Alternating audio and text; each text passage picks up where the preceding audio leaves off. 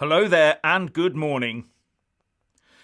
The cost of keeping the UK in lockdown is mounting up as the numbers of people bankrolled by the state climbs ever upwards.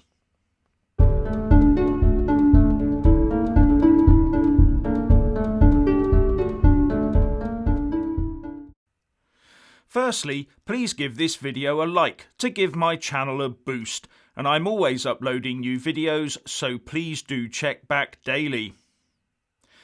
Now, according to the latest official figures, over 20% of the British workforce are now furloughed by their employer. That amounts to 6.3 million people who work for 800,000 employers being paid 80% of their wages up to a maximum of £2,500 a month to sit unproductively at home. And according to the Prime Minister's official spokesman, that has cost the state £8 billion since the start of the scheme. Now, there are concerns that this could mount up to equal or even surpass the £11 billion a month we spend on the NHS. And last night, the Chancellor of the Exchequer, Rishi Sunak, told ITV that this was clearly not sustainable.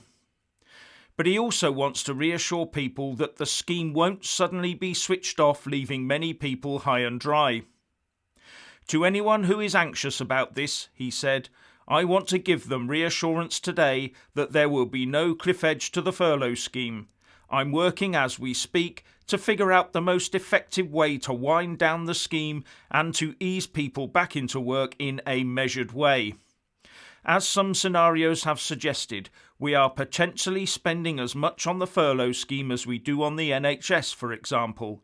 Clearly, that is not a sustainable situation, which is why, as soon as the time is right, we want to get people back to work and the economy fired up again.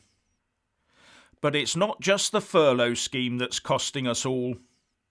According to the Telegraph, over half the adult population of Britain, that's 27 million people, including public sector workers, pensioners, those on job seekers allowance, etc., are now being funded by the state. And there may be further measures to follow as the health crisis unfolds. And to show the severity of the situation, the Office for National Statistics is now planning on producing a slew of invisible enemy data, including its effect on the labour market, its social impacts, its effect on prices, its effect by occupation, and its effect based on ethnicity. The ONS has also cancelled the production of now meaningless data during the lockdown, such as the analysis of UK productivity. But the big one to watch might be the UK labour market statistics due out on Tuesday the 19th of May. Now, as ever in politics, there are two sides developing, and looking at the extremes they are those saying we must lift the lockdown right now to save the economy and the country, and those saying we must all stay at home until every single last case is eradicated, however much other damage it might do. So there must be obviously some position in the centre that we have to agree on. I already suspect that debate is starting to rage around the cabinet table, and you can see it developing across social media. The problem we have, though, is a mainstream media that still sits directly between the government and a large majority of the people. And that media has an agenda of lurid headlines and gotcha journalism, especially where a Tory government is involved. So the press narrative will always be set against the official government line, whatever that is.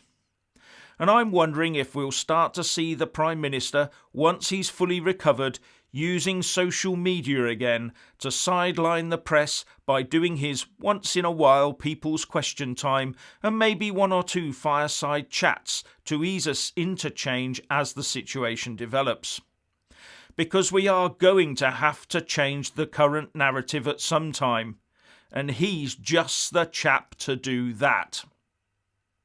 Anyway, if you want to hear more from me, please don't forget to subscribe and also press that little bell, or you won't get any notifications.